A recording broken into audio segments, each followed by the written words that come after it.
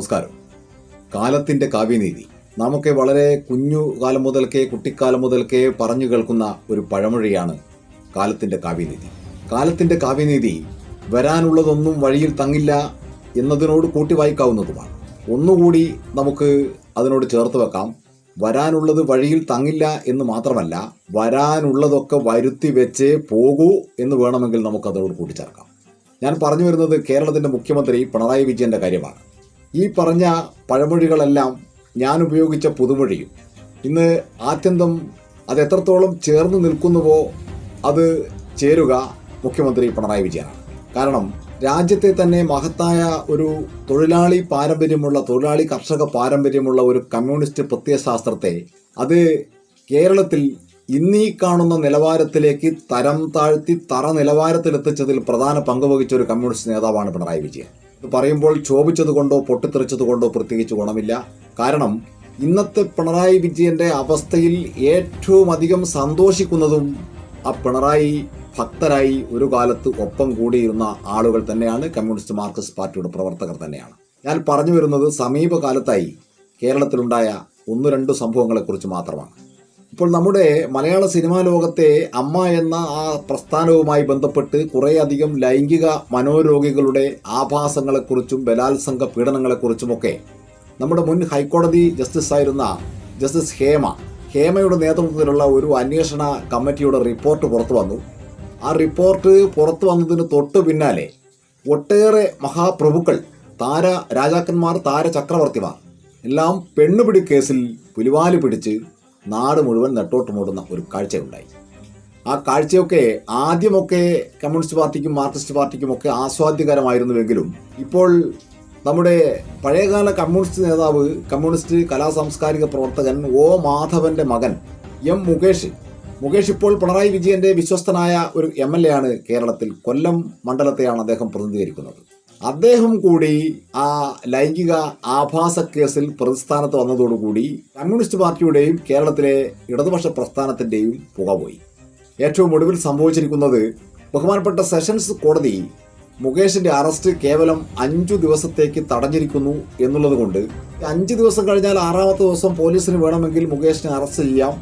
Arrest രേഖപ്പെടുത്തി കഴിഞ്ഞാൽ ഉടൻ തന്നെ മുകേഷ് MLA സ്ഥാനം രാജിവെക്കണം. മുകേഷ് MLA സ്ഥാനം രാജിവെച്ചാൽ കൊല്ലത്ത് ഒരു ഉപതെരഞ്ഞെടുപ്പ് സമീപകാലത്ത് വേണ്ടിവരും. ആ ഉപതെരഞ്ഞെടുപ്പിൽ CPIM എന്ന രാഷ്ട്രീയ പാർട്ടി, ഇടതുപക്ഷ ജനാധിപത്യ മുന്നണിയുടെ പ്രസ്ഥാനം കൊല്ലം അസംബ്ലി മണ്ഡലത്തിൽ പൊട്ടിച്ചിതറി തകരും. അങ്ങനെ ഒരു തകർച്ച ഉണ്ടാകാതിരിക്കാൻ വേണ്ടിയാണ് ഈ കോടതി കൊടുത്ത 5 ദിവസവും അവരൊക്കെ ഉപയോഗപ്പെടുത്തുന്നത്.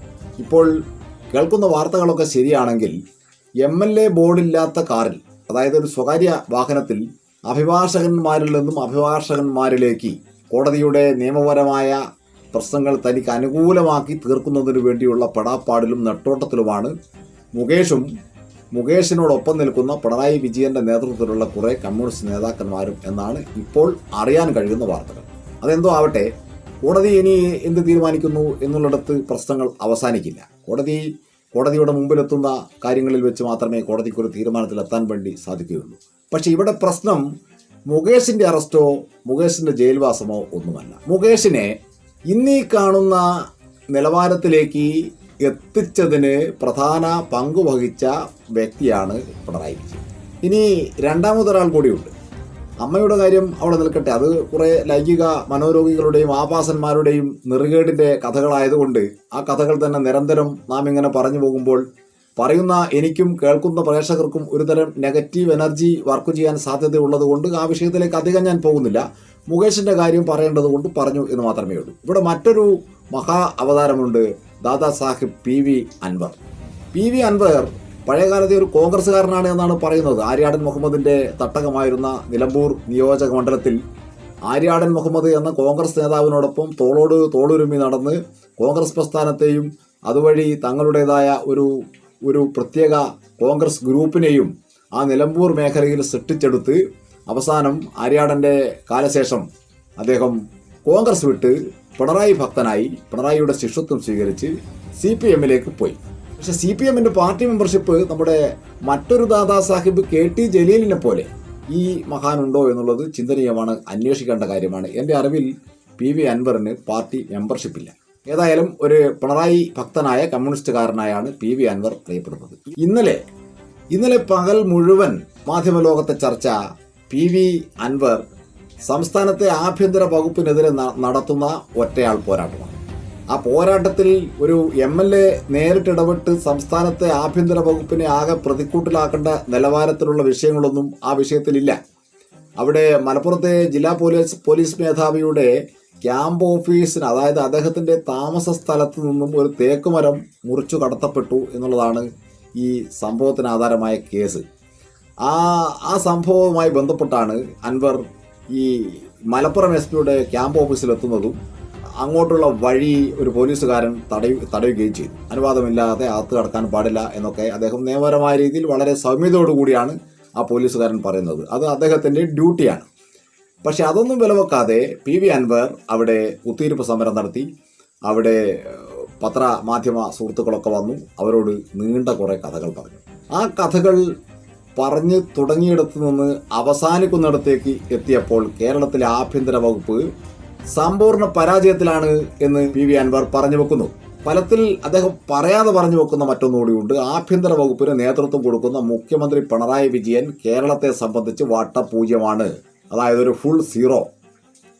അങ്ങനെ ഒരു ഫുൾ സീറോ ആയി നിൽക്കുന്ന മുഖ്യമന്ത്രിയുടെ ആഭ്യന്തരമന്ത്രിയുടെ വകുപ്പിന് കീഴിൽ കുറെ പോലീസ് ഉദ്യോഗസ്ഥന്മാർ അഴിഞ്ഞാടുകയാണ്, താന്തോന്നിത്തരം കാണിക്കുകയാണ് എന്നൊക്കെയാണ് ചില ഉദ്യോഗസ്ഥരുടെയൊക്കെ പേരുകൾ ഉദ്ധരിച്ചുകൊണ്ട് PV അൻവർ പറയുന്നത്. അതിൽ സംസ്ഥാനത്തെ ക്രമസമാധാന പരിപാലന ചുമതലയുള്ള ADGP MR Ajith കുമാറുണ്ട്. Pathanamthitta SP ആയി ഇപ്പോൾ നിൽക്കുന്ന സുജിത് ദാസ് ഉണ്ട്. അദ്ദേഹം മുമ്പ് മലപ്പുറം SP ആയിരുന്നു. ഇപ്പോഴത്തെ മലപ്പുറം SP ഉണ്ട്. അങ്ങനെ ഒട്ടേറെ ഉയർന്ന പോലീസ് ഉദ്യോഗസ്ഥരുണ്ട്. അപ്പോൾ ഈ പോലീസ് ഉദ്യോഗസ്ഥരെ ഒന്നും നിയന്ത്രിക്കാൻ കഴിയാത്ത, ഇരട്ട ചങ്ക് പോയിട്ട് ഒരു ചങ്ക് പോലും ഇല്ലാത്ത ഒരു ഫുൾ സീറോ വ്യക്തിയായിട്ടാണ് മുഖ്യമന്ത്രി പിണറായി വിജയൻ ഇന്ന് കേരളം ഭരിക്കുന്നത് എന്നാണ് PV അൻവർ അവിടെ പറയാതെ പറഞ്ഞു വെക്കുന്നത്. അപ്പോൾ സ്വാഭാവികമായി കേൾക്കുന്ന ആളുകൾക്കൊരു സംശയം തോന്നും, PV അൻവർ വീണ്ടും കോൺഗ്രസിലേക്ക് തിരിച്ചുപോയോ അതോ UDFന്റെ വക്താവായാണോ ഇപ്പോൾ സംസാരിക്കുന്നതെന്നോ? അല്ല, PV അൻവർ ഇപ്പോഴും ഇടതുപക്ഷ ജനാധിപത്യ മുന്നണിയുടെ MLA ആണ്.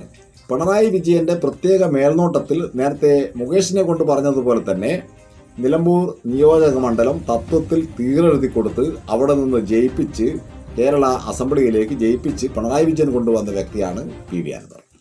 അപ്പോൾ PV അൻവറായി, മുകേഷായി, രണ്ടുപേരെയും ഇടതുപക്ഷ രാഷ്ട്രീയ രംഗത്തേക്ക് കൈപിടിച്ച് ഉയർത്തി വലിയ നേതാക്കളാക്കി വളർത്തിയെടുത്തത് പിണറായി വിജയൻ. ഇന്ന് ഈ രണ്ടുപേരും പിണറായി വിജയന് വലിയൊരു കൂനിന്മേൽ കുരുവായിരിക്കുന്നു, വലിയൊരു കുരിശായിരിക്കുന്നു എന്നുള്ളിടത്താണ് ഈ പിണറായി വിജയന്റെ ഇന്നത്തെ തകർച്ചയിൽ ഏറ്റവും അധികം സന്തോഷിക്കുന്നത്. ഒരു കാലത്ത് പിണറായി വിജയനെ കെട്ടിപ്പുണരുകയും വാരിപ്പിടിക്കുകയും ഒക്കെ ചെയ്ത കമ്മ്യൂണിസ്റ്റ് പാർട്ടിയുടെ നേതാക്കളും പ്രവർത്തകരും അനുഭാവികളും ഒക്കെ ആണ് എന്നുള്ളതാണ് ഏറ്റവും സന്തോഷകരമായ മറ്റൊരു വസ്തുത. ഈ വിഷയത്തിലൊന്നും UDFന്റെ നേതാക്കൾ ഇതുവരെ പ്രതികരിച്ചിട്ടില്ല. അല്ലെങ്കിൽ UDFന് അങ്ങനെ പ്രതികരണ ശേഷിയുള്ള ആളുകളൊന്നും കുറെ കാലമായി ഇപ്പോൾ കേരളത്തിലില്ല. ഒരാൾ KPCCയുടെ പ്രസിഡന്റ് സുധാകരനാണ്, മറ്റൊരാൾ പ്രതിപക്ഷ നേതാവ് VD സതീശനാണ്. രണ്ടുപേരും ഒരു പത്രസമ്മേളനം നടത്താൻ വേണ്ടി രണ്ട് സീറ്റിൽ അടുത്തടുത്ത് ഇരുന്ന് കഴിഞ്ഞാൽ രണ്ടുപേരും കാണിക്കുന്ന അഭ്യാസങ്ങളൊക്കെ കഴിഞ്ഞ കുറേ കാലമായി നാം കാണുന്നുണ്ട്. അത് അടുത്ത അസംബ്ലി ഇലക്ഷൻ നടക്കുന്ന, നിയമസഭാ തെരഞ്ഞെടുപ്പ് നടക്കുന്ന ഘട്ടത്തിൽ ഞാനാണോ മുഖ്യമന്ത്രി, നീയാണോ മുഖ്യമന്ത്രി എന്നുള്ള തത്വത്തിലുള്ള ചില ചിന്താഗതികളും ചോദ്യങ്ങളുമൊക്കെയാണ് പൊതുജനങ്ങൾ അറിയാത്ത രീതിയിൽ അവർ ഉന്നയിച്ചുകൊണ്ടിരിക്കുന്നത്. അതവിടെ നിൽക്കട്ടെ. അപ്പോൾ ഫലത്തിൽ ഈ പൊതുജനങ്ങളെ ഒന്നാകെ മണ്ടന്മാരും കഴുതകളും പൊട്ടന്മാരും വിഡ്ഢികളുമൊക്കെ ആക്കി UDFന്റെയും LDFന്റെയും രണ്ട് മഹാപ്രഭുക്കൾ അതിൻ്റേതായ രീതികളിൽ കേരളത്തിൽ അങ്ങനെ കഴിഞ്ഞ കുറേ കാലമായി അമ്മാനമാടിക്കൊണ്ടിരിക്കുന്നു. ഇനിയിപ്പോൾ പിണറായി വിജയൻ്റെ മുമ്പിലുള്ള വഴി എന്താണ് എന്നതാണ് മറ്റൊരു ചോദ്യം. പിണറായി വിജയൻ്റെ മുമ്പിൽ തൽക്കാലത്തേക്ക് ഇനി ഭരണം അവസാനിക്കാൻ കേവലം 2 വർഷങ്ങൾ മാത്രമേ ഉള്ളൂ. ഇനി പ്രത്യേകിച്ച് വഴിയൊന്നും ഇല്ല, വാതിലുകളൊക്കെ അടഞ്ഞിരിക്കുകയാണ്. കാരണം സാധാരണഗതിയിൽ ഒരു ഭരണ സംവിധാനത്തിൻ്റെ തകർച്ച ഉണ്ടാവുമ്പോൾ പ്രതിപക്ഷ പാർട്ടികൾ പ്രതികരിക്കുന്നത് നമുക്ക് മനസ്സിലാക്കാൻ വേണ്ടി സാധിക്കും. ഇവിടെ പ്രതിപക്ഷ പാർട്ടികൾ ഞാൻ നേരത്തെ പറഞ്ഞുവല്ലോ, അവർ ശബ്ദിക്കുന്നില്ല, അവർ മൗനിയാണ്. അവർ ഗ്യാലറിക്ക് പുറത്തിരുന്നുകൊണ്ട് കളി കാണുകയാണ്. നാളെ ഒരു പക്ഷേ സുധാകരനോ സതീശനോ അങ്ങനെ ഒരു പത്രസമ്മേളനം നടത്തിയേക്കാം. ഞങ്ങൾ ഒന്നും പറയേണ്ട ആവശ്യമില്ല. പറയേണ്ടതൊക്കെ PV അൻവറും ചെയ്യേണ്ടതൊക്കെ മുകേഷും ചെയ്തു കഴിഞ്ഞു. ഇനി പിണറായി വിജയന് നാണം കെട്ട് ഇറങ്ങിപ്പോവുക എന്നുള്ള അവസ്ഥ ആ പാർട്ടിയിലെയും മുന്നണിയിലെയും ആളുകൾ തന്നെ ഉണ്ടാക്കിയെടുത്തു. ഒരു ഭാഗത്ത് CPI ഉണ്ട് കേട്ടോ. CPI വളരെ ശക്തമായി ബിനോയ് വിശ്വവും അതിൻ്റെ ചില നേതാക്കളായ കുട്ടി സഖാക്കളായ ചില അരുൺ എന്നെല്ലാം പറയുന്ന ചില ആളുകളുമൊക്കെ മുകേഷ് ഒഴിഞ്ഞു പോകണം, രാജിവെക്കണം എന്നൊക്കെ പറഞ്ഞ് വിപ്ലവകരമായ സമരസങ്ങളൊക്കെ ഒരു ഭാഗത്ത് അരങ്ങേറുന്നുണ്ട്. ഇതിനോട് പ്രതികരിക്കാൻ ഗോവിന്ദൻ മാഷ് തയ്യാറാവുന്നു. MP ഗോവിന്ദൻ മാഷെ സംബന്ധിച്ച് ഇപ്പോൾ സമീപകാലത്ത് നടന്ന ഒട്ടേറെ സംഭവങ്ങൾ കേരളത്തിലുണ്ടായിട്ടും ഗോവിന്ദൻ മാഷെ കാണാൻ പോലും കിട്ടുന്നില്ല, അദ്ദേഹം ഒരു പത്രക്കാരോട് സംസാരിക്കുന്നില്ല എന്നുള്ളിടത്ത് മറ്റു കാര്യങ്ങളുണ്ട്. അപ്പോൾ അതിൻ്റെ കാരണവും ഇങ്ങനെ ഒരു മുഖ്യമന്ത്രിയെ പ്രതിരോധിക്കേണ്ട, ഇങ്ങനെ ഒരു ഗവൺമെൻറ്റിനെ പ്രതിരോധിക്കേണ്ട ആവശ്യം കമ്മ്യൂണിസ്റ്റ് പാർട്ടിയുടെ സംസ്ഥാന സെക്രട്ടറിയായ തനിക്കില്ല എന്ന് ഒരു പക്ഷേ അദ്ദേഹം ചിന്തിച്ചു കാണണം. അതായിരിക്കും. എങ്ങനെ വന്നാലും പിണറായി വിജയൻ ഏതാണ്ടൊക്കെ ഫുൾ സീറോയിൽ നിന്ന് പാർട്ടിയിലും മുന്നണിയിലും ഒറ്റപ്പെട്ടു നിൽക്കുന്ന ഒരു കമ്മ്യൂണിസ്റ്റുകാർക്ക് സന്തോഷകരമായൊരു കാഴ്ച. ആ കാഴ്ചയാണ് നാം ഇപ്പോൾ കണ്ടുകൊണ്ടിരിക്കുന്നത്. മുകേഷിൻ്റെ അറസ്റ്റോടുകൂടി അക്കാര്യത്തിൽ ഒരു തീരുമാനമാവും. PV അൻവർ ആഭ്യന്തര വകുപ്പിനെതിരെയും പിണറായി വിജയനെതിരെയും കുറേ SP-മാർക്കെതിരെയും പറഞ്ഞ കാര്യത്തിൽ പിണറായി വിജയൻ വരും നാളുകളിൽ എന്ത് നടപടി സ്വീകരിക്കാൻ പോകുന്നു എന്നുള്ളതും കാത്തിരുന്ന് കാണേണ്ട കാര്യം തന്നെ. ഏതായാലും ഇരട്ടച്ചങ്കിൽ നിന്നും ഫുൾ സീറോയിലേക്ക് പിണറായി വിജയൻ താഴോട്ട് വരുന്ന ഒരു ചിത്രമാണ് നാം ഇപ്പോൾ കണ്ടുകൊണ്ടിരിക്കുന്നത്.